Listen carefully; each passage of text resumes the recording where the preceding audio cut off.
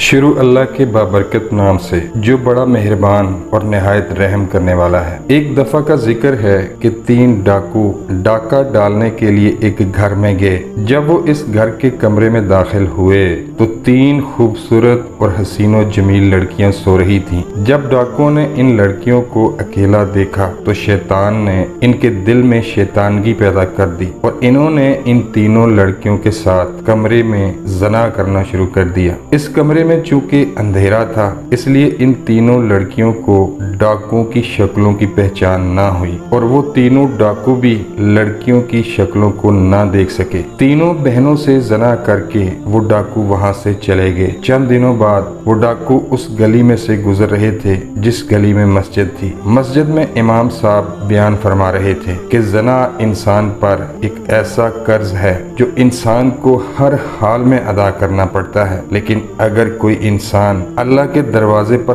तौबा कर ले तो अल्लाह ताला इसके कर्ज को ज़ाइल कर देता है, लेकिन शर्त ये है कि तौबा सच्चे दिल के साथ हो। इमाम साहब की ये बात इनके दिलों को जा लगी क्योंकि वो तीनों भी इकलौती बहनों के भाई थे। इन तीनों ने कहा अगर किसी नामहरम ने हमारी बहनों को हाथ लगाया तो हम उसकी जान निकाल देंगे। दूसरे ने कहा जो कर्ज हम पर है हमें हर हाल में उतारना पड़ेगा। तीसरे ने कहा गुनाह तो हमने किया है और सजा तो हमारी मासूम बहनों को भुगतनी पड़ेगी। ऐसे भाई के जिंदा रहने से बेहतर है वो पानी में डूबकर मर जाए। अब तीनों को अपने गुनाह का एहसास हो गया था। इन्होंने एक दूसरे से कहा कि इसकी तलाफी कैसे की जाए। वो तीनों इस गली में पशेमान होकर बैठ गए। फिर एक ने कहा इमाम साहब के पास जाकर मदद लेते हैं। इसके बाद वो तीनों मस्जिद के अंदर दाखिल हो गए। इमाम साहब से मिले और इनको तमाम वाक़े से आगाह कर दिया। इमाम साहब ने कहा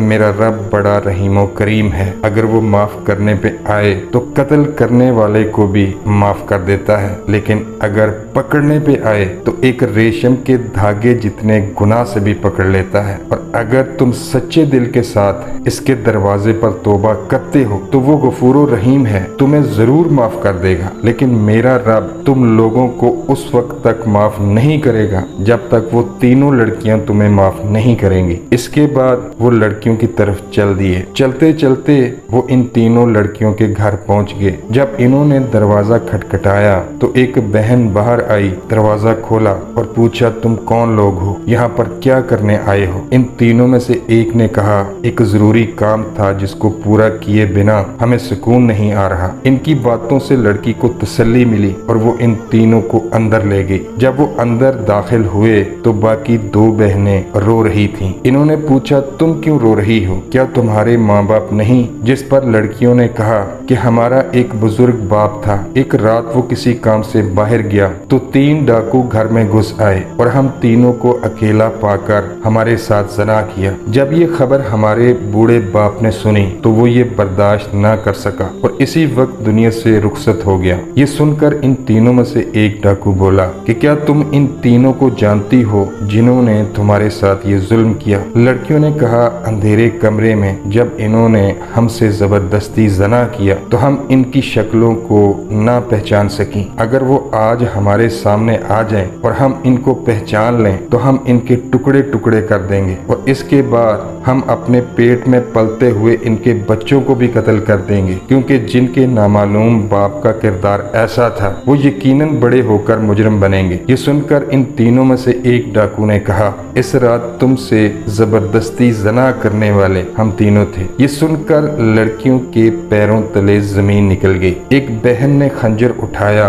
और एक डाकू की गर्दन पर रख दिया और कहा कि तुम्हारी वजह से हमने अपने बूढ़े बाप को खो दिया और हमारे किरदार को तुमने खाक में मिला दिया। अब तुम्हारा इस दुनिया में रहने का कोई हक नहीं। दूसरे ने कहा यकीनन हमसे बहुत बड़ा गुनाह सरजद हुआ है, लेकिन हम इसकी तलाफी करने के लिए तुम्हारे पास आए हैं। अगर हम अपने गुनाह की तौबा ना करते तो हम दोबारा इस घर में क्यों आते और अपने गुनाह का इकरार क्यों करते। ये सुनकर दूसरी बहन ने कहा तुम अपनी गलती की इस्लाह कैसे कर सकते हो। तो इन्होंने कहा हम तीनों तुम तीनों बहनों से निकाह करेंगे और इस तरह हम इन बच्चों को बाप का नाम देंगे। फिर वो लड़कियां भी इनकी बात पर रजामंद होगी और इनसे निकाह करने पर तैयार होगी। लेकिन थोड़ी देर बाद इन डाकुओं में से एक डाकू ने कहा, हम नहीं जानते कि किस डाकू का किस लड़की के पेट में बच्चा पल रहा है। ये बात सुनकर सब परेशान हो गए। थोड़ी देर सोचने के बाद इन्होंने कहा कि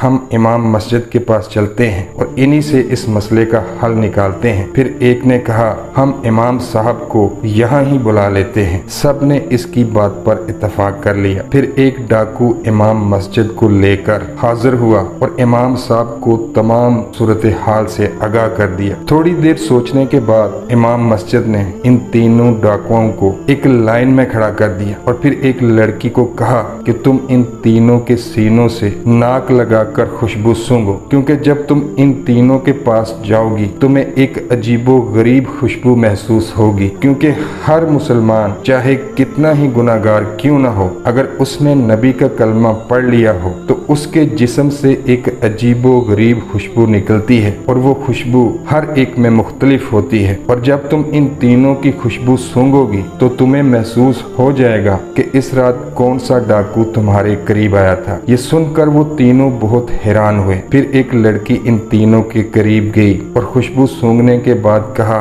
इमाम साहब मुझे पता चल गया है कि उस रात यही नौजवान मेरे करीब आया था। फिर इमाम साहब ने इस लड़की और लड़के को अलहदा बिठा दिया। फिर दूसरी लड़की से कहा, तुम इन दोनों की खुशबू सूंघो और बताओ कि उस रात तुम्हारे करीब कौन आया था। फिर उस लड़की ने खुशबू सूंघी और डाकू को पहचान लिया जो उस रात लड़की के करीब आया था। इमाम साहब ने इन दोनों को भी अलहदा बिठा दिया। इसके बाद इमाम साहब ने तीसरी लड़की को कहा कि ये तीसरा नौजवान तुम्हारा गुनहगार है। इमाम साहब की अक्लमंदी देखकर वो तीनों बड़े मुतासर हुए। फिर इमाम साहब ने इन तीनों का निकाह पढ़वा दिया और तीनों अपनी गलती की तलाफी करके हंसी खुशी जिंदगी गुजारने लगे। जब 1 साल बाद तीनों के बच्चे पैदा हुए तो इनकी शक्लें अपने अपने बाप पर थीं। मोहतरम नाजरीन, मायूसी गुनाह है। अल्लाह पाक ने हर मसले का हल रखा है और वो है तौबा। इंसान जितना बड़ा गुनाहगार,